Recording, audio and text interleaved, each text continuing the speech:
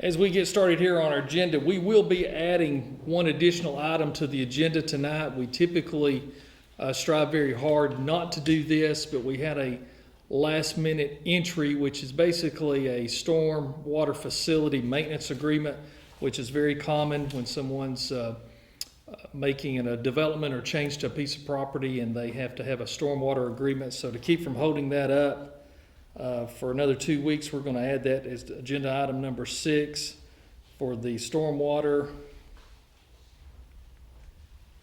maintenance agreement. And this is just really a formality to make sure that we have these in the minutes in case anyone ever looks back. So since this really doesn't affect anyone other than the property owner, we're going to add that to the agenda here tonight. We do have our agenda packets. This is also available online, and we do have the agenda packets here for those that wanted copies of those. We have the minutes from our scheduled public hearing back on June the 25th of 2020, which was when we held our first public meeting after the restart after our COVID virus. So anyone that has read these minutes or that was here at that meeting, does anyone see any issues, questions, or concerns with those minutes before we sign those into the record? So hearing none, we'll sign these into the record.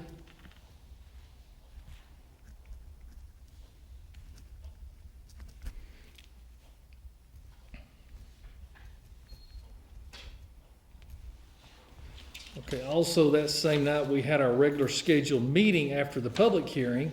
That was also held on June the 25th of 2020, immediately following the public hearing.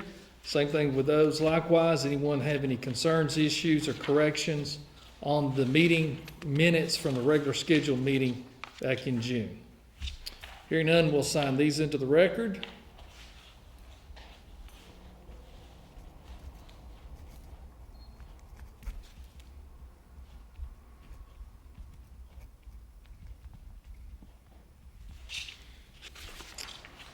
Okay, the first new business item on our agenda is an agreement between the Walker County government and the Georgia State Properties Commission. Item number 1, you will have a couple of letters. There was one letter that was sent to us from the Georgia State Properties Commission back on May the 5th of 2020. It's basically notifying us that there was a delay in the renewal of the lease agreement for the State Patrol barracks that they have utilized for many years at 1212 North Main Street in Lafayette. The lease technically expired on June 30th of 2020. State law prohibits them from entering into any lease renewals until after the governor passes the budget. So even though their lease agreement with us is for $1 per year, they could not enter into a new agreement until after that had surpassed. So we have that May 5th letter in the agenda packet. Then they prepared another letter dated June 15th, and they sent this to us certified mail, but we did not get this until last week because, once again, they prepared these letters, but they had to wait until after the governor had approved the budget. So this talks about that and refers back to the May 5th letter. And so this, again, just extends for a 12-month period, technically beginning on July 1st of 2020 and ending on June 30th of 2021 under the same terms and conditions and covenants and agreements and provisions and stipulations of the agreement and the annual rental rate of $1 per year. One reason that this is $1 per year, all of the citation tickets and fines and stuff that they do in Walker County, those come to the county government once they go through that process. So the county historically has provided those office area space for the State Patrol at $1 per year lease, which is very common across the state. I looked into this back in 2017 and found that to be very common. So we're going to go ahead and enter into this renewal agreement officially.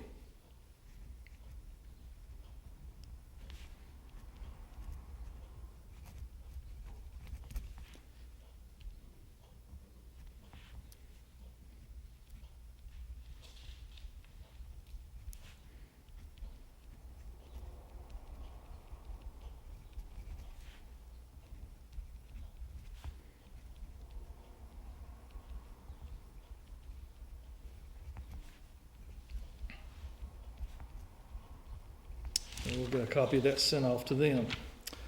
Okay, item number 2 on our agenda is review the purchase order for the purchase of 2 vehicles. Purchase order 2020-1031 from Prater Ford for the Walker County Fire and Rescue. What this is for 2 Ford F-150 new extended cab 4-wheel drive pickup trucks to replace some aging fleet. And so Chief Blake Hodge is with us tonight. And Chief, just give us an overview of the plan that you've implemented for upgrading and replacing vehicles and how you're budgeting that each year. Yeah, so this is the second year of our vehicle replacement plan for the command staff and staff vehicles for the fire department. We have approximately 15 vehicles that are in our fleet that are utilized between our chief officers, volunteer chiefs, education, fire marshal, inspectors, and then vehicles that we utilize going back and forth to fire academy and training. So as we looked at our fleet last year, it's aging. I think the average age was approximately 12 to 13 years on our vehicles we had, and all of them getting high miles because we use them every day. So this is the second year of the replacement program. The 2 vehicles bought this year are command vehicles that are utilized daily.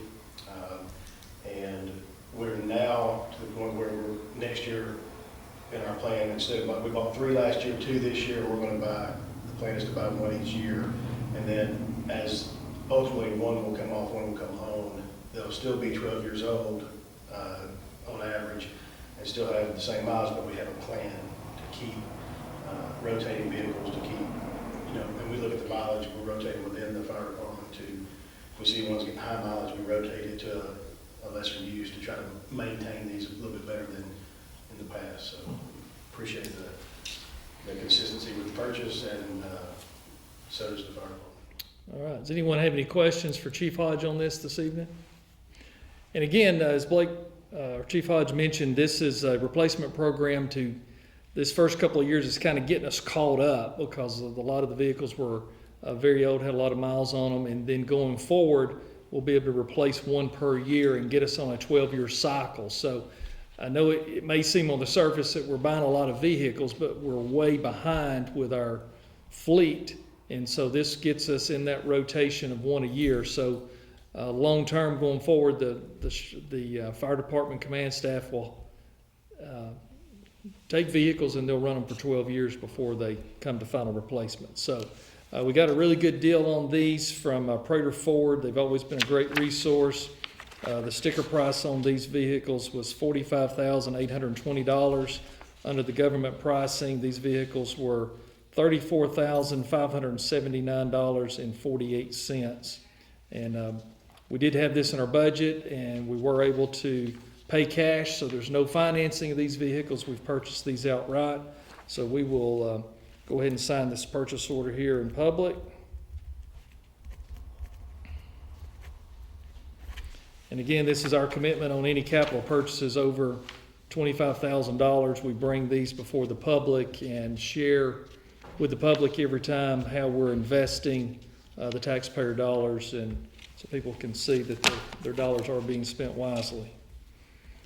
Okay, the next 2 items, item 3 and 4, we actually have a couple of resolutions of board appointments. They're both to the same advisory board, being our Department of Family Children Services, but we just have 2 different people. And so I'm going to read one of these, and the second one I'll just give you the details of it. Resolution R-15-20, a resolution of the Sole Commissioner of Walker County to appoint a member of the Department of Family and Children Services, known as DFCS Local County Advisory Board. Whereas the Sole Commissioner of Walker County is the county governing authority of Walker County, Georgia, and whereas OCGA 49.3-2 provides that the governing authority the responsibility to appoint members to local county Department of Family and Children Services Board, and that the said governing authority shall ensure all appointments are made for specific categories from within the community. And whereas a vacancy exists on the DFCS Local Community Advisory Board due to the expiration of Roger Neal's term, Whereas pursuant to OCGA 49.3-2, Roger Neal is duly qualified to serve as a member of the DFCS Local County Advisory Board and is agreeable to continue to serve the people of Walker County in such capacity. Therefore, be it resolved, the sole Commissioner of Walker County, Georgia, that Roger Neal is hereby appointed to the DFCS Local County Advisory Board for Walker County under such conditions as set forth by law for the term concluding on June 30th of 2024. Spoken with Roger Neal, he has been a great patriot of Walker County for many years. And looking back into the records, Roger Neal has served on our DFCS board now for over 30 years. And he's still very energized and very willing to serve and asked to be able to continue to serve in this capacity. So it's with great honor to be able to reappoint Roger Neal to continue to serve and to keep the rotation in line. He will conclude his service on June 30th of 2024. So we'll sign this resolution into the minutes.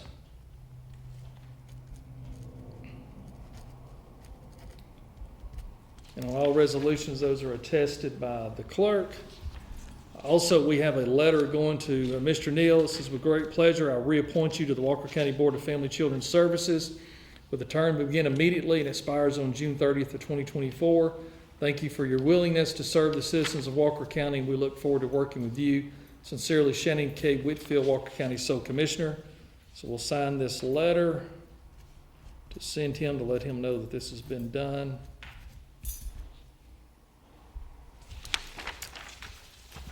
And then as I indicated, our very next resolution, I'm not going to read it because it's the identical wording except for the name.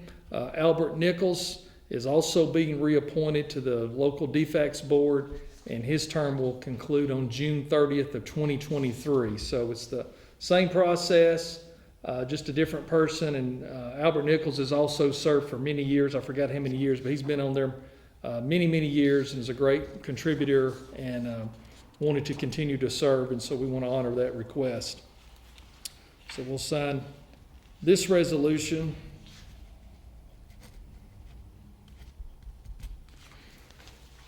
And to test that, and then we have also an exact letter just acknowledging his reappointment and thanking him for his service.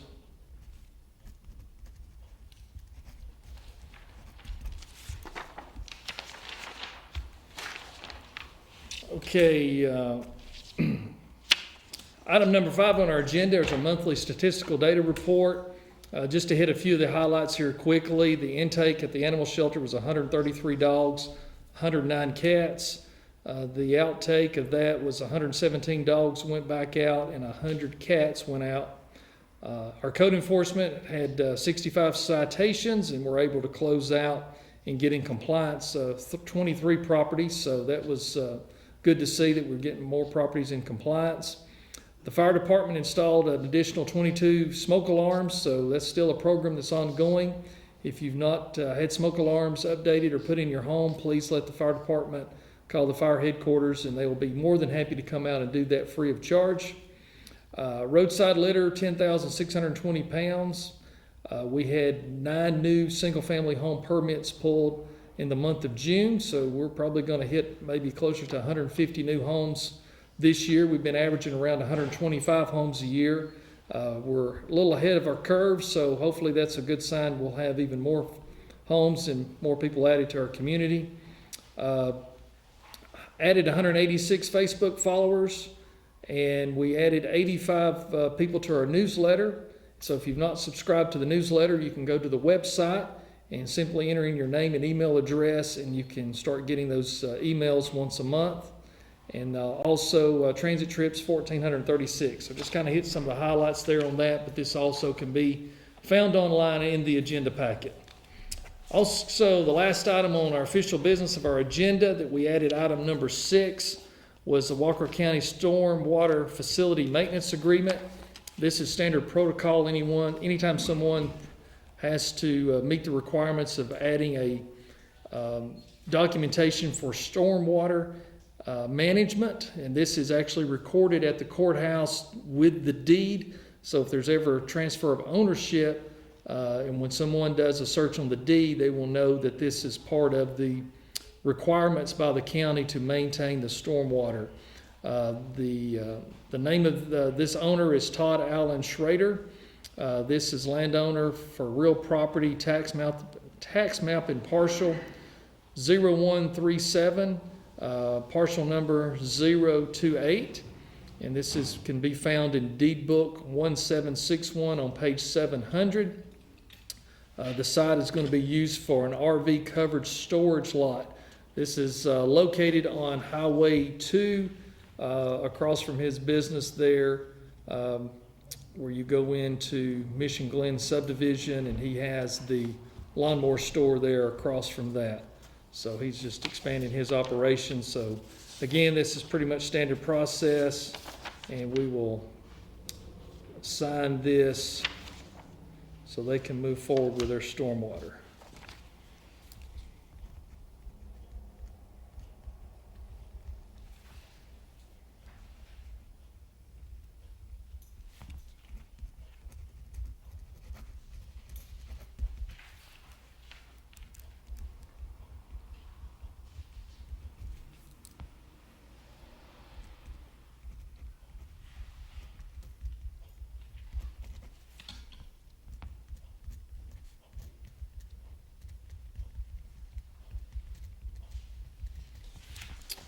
Okay.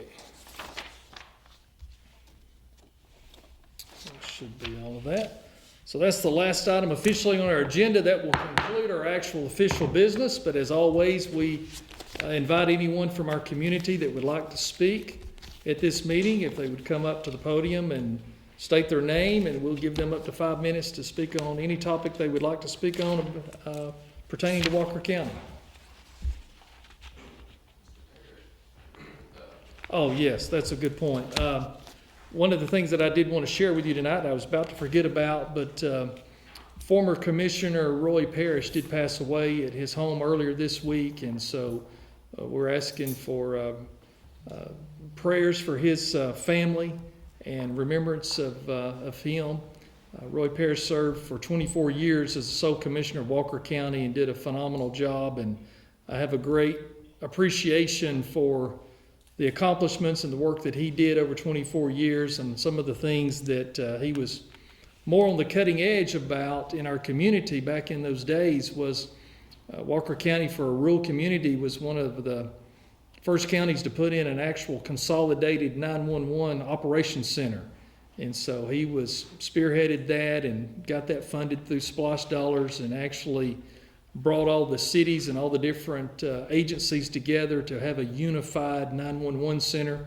Also, back in the day, it was almost unheard of to have a civic center in a small community, and he was very much an advocate and took a lot of criticism, I remember, for building a civic center. And civic center there in Rock Springs, a lot of people thought it'd never get used, and it was being overbuilt and was too big, and just a lot of criticism about that. And it's probably one of the most highly utilized buildings in our county, and has been just a real cornerstone for a lot of great activities in Walker County. So those are just a couple of the real key things that he's done, and I know the list goes much broader and deeper than that, but there's a couple of things that I know he was really on the cutting side of the time when those things were done. So he's going to be greatly missed in this community, and we pray for their family and for this loss. Anyone else have anything tonight? Yes, sir. Hi, my name's Andrew Edmondson. I'm from Lafayette, Georgia, and I've noticed here recently on Facebook, I think people are confused about, they see their property taxes going up, but I don't know if you maybe explain the 2017 incident and how a lot of that goes to the Georgia School Board, because I'm not really even sure about all of it. But thank you. Yeah, thank you. Yeah, that's a great question, great point. Back in 2017, when I came in office, and we were at great budget deficits, and we had a lot of ground to make up financially, we did have to have a property tax increase, and we approximately raised the property taxes by 2 mills, and we also modified what was then the fire fee, which is now the public safety fee. But with that modification, we tried to make it more equitable and make it fair for all property owners in Walker County, where before everyone paid $130 regardless of the size of the structure of their property, whether it was a 1,000 square foot home or a 3,000 square foot home. Everybody paid the same amount, and it wasn't equitable and fair to people that have smaller structures or had mobile homes. Everybody was paying the same, and so we reinvented that and basically looked at the needed fire flow and what it would take to fight fires in larger structures, and tied that back to what our budget needs were. So to make it real simple, we come up with a 10 cents per foot of heated and cooled space and implemented that. So when we did that, about 51% of all the homeowners in Walker County got a reduction in what their fire fee cost was every year. And we've been able to maintain at that same rate. But we did have to implement a public health facility fee to tackle the monstrous debt of the Erlanger guarantee that was made. And so we had that $8.7 million debt we had to take care of. So we thought we were going to have that on the tax bills for 3 years. Ended up the collection rate and the valuations come in higher than we had anticipated. And so we only had to collect that for 2 years. And so we took that off in the 3rd year. So we've only had one property tax increase. Any other increases that a person would see on their tax bill is going to be driven by about 3 other factors. One, if you live in an incorporated area, if you live in a city limits, it's a possibility that the city that you live in could have had a tax increase within the last couple of years. Second, the evaluation of your property could have increased, which is independently evaluated by the assessor's office, which is totally separate from the county commissioner's office. Your assessment and your value of your property may have gone up, which would cause you to have to pay more taxes. And then what happened for sure last year is the school taxes went up. The actual school board increased the millage rate for the schools. Us right here on the Tennessee-Georgia line, sometimes that gets confusing how that works, because in Tennessee, the local government collects the taxes and manages the budget and the millage rate collectively for the school system as well as local government. In Georgia, all school boards, all public school boards have taxing authority. And so you have, your school board has the ability to set a millage rate to fund the school system. And so last year, the school system had to adjust the millage rate. And so everyone outside the city limits of Chickamauga, because you have a Chickamauga city school system separately, all of those communities saw an increase in the overall their tax bill because the school board had an increase, not the county. So we've not had any increases in 2 years, and we do not have a need to have an increase this year. So there will not be a tax increase in 2020. So that'll put us 3 consecutive years that we've not had an increase. So I've been in office going on 3.5, almost 4 years. We had to have an increase. The first year is stated. In 3 years we've gone without an increase, and don't see any need to have an increase in any foreseeable future for county government. We should be in good shape. Good question. Anything else tonight? Yes, sir.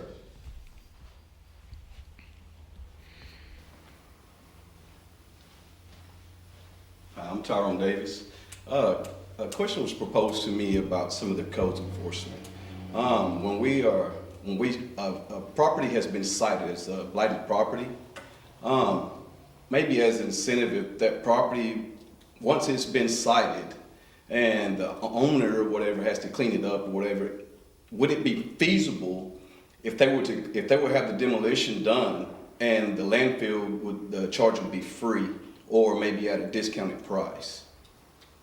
Thank you for your question. Thank you for being here tonight. And you know, that's a situation where our landfill, back before I took office, was losing over $500,000 a year. And we looked back at the financial data, and it had been losing over $500,000 a year for 16 consecutive years. Because your landfill operations in Georgia under local government are proprietary funds that should stand on their own merit and on their own value and operate as a business unit and should be self-sustaining and self-supported. The Walker counties had not been in 16 years. And so what happens is when it loses money, then the property taxpayers have to subsidize that. And so we had some large commercial disposal companies out of Tennessee and out of Alabama that was coming to Walker County because our rates were much cheaper than what they could find in their home market area. And so they were finding it more cost effective to drive from Chattanooga and from Cleveland and north part of Alabama to Walker County because they could negotiate a lower rate. But therefore it was being subsidized by the local taxpayers because it was running short. So the 2016 audit showed that it had even gotten worse and was $654,000 in the red that had to be transferred to make it balance out from the 2016 losses. And so in 2017, we had 9 months to come in and get us to a break-even point. If memory serves me right, we got to the positive side at about $2,500 to the positive. So prior year had lost $654,000, and we turned it around in 9 months to making a profit of $2,500. So with that being said, the second year it made a little bit of a profit. It was about $20,000. This past year in 2019, we actually lost a little bit of money. It was close, and I don't remember the exact number. It's in the audits that are online, but we actually lost a little bit of money. We had some high expenses and repairs of some of the equipment because some of the equipment's getting so old. We're having a lot of tear-ups and breakdowns. And so if we take and start utilizing the landfill and not making it self-sustaining, then what's going to happen is the property tax owners of everybody else is going to have to subsidize that. If the landfill was extremely profitable and we were making $50,000, $100,000 a year or something, it might be something that could be looked at a little closer and see how we could do that. But since we went from a high loss for 16 years, we got a little over break even, and now we've started losing a little bit again, we're in a situation where we may even have to raise rates a little bit in the coming months just to get us back to that break even, because we still get quite a bit of commercial business outside of our county, and we get even some local household waste that comes in from surrounding counties, just from individuals, because our landfill may be closer located to them than the landfill in their own community, or they may have a need to use the C&D that's a lower rate. So we get a lot of outside use of our facility, but we are listed as a regional landfill facility. And so we accept that, and our citizens do get a $5 per ton discount if you show your photo ID and show that you are a resident of Walker County. You do get a discount at that time by $5 per ton over what someone from outside the county gets. But to offer any additional discount than that, then it's just then going to be shared upon all the other property owners, since we're not at a high profit value at this time. So I know that's a long explanation, but I wanted to kind of give some background to that and how we got there. But good question. Anything else tonight? All right, well, this has been a quick meeting. It's 6:31, and we'll go ahead and officially adjourn and complete our meeting. And thank y'all for being here tonight, and thank you for those of you who are watching this on our Facebook or our YouTube channel. We'll be back in 2 weeks at 6 o'clock here on Thursday, so everyone be safe, and look forward to seeing everybody back in 2 weeks. Y'all have a good evening.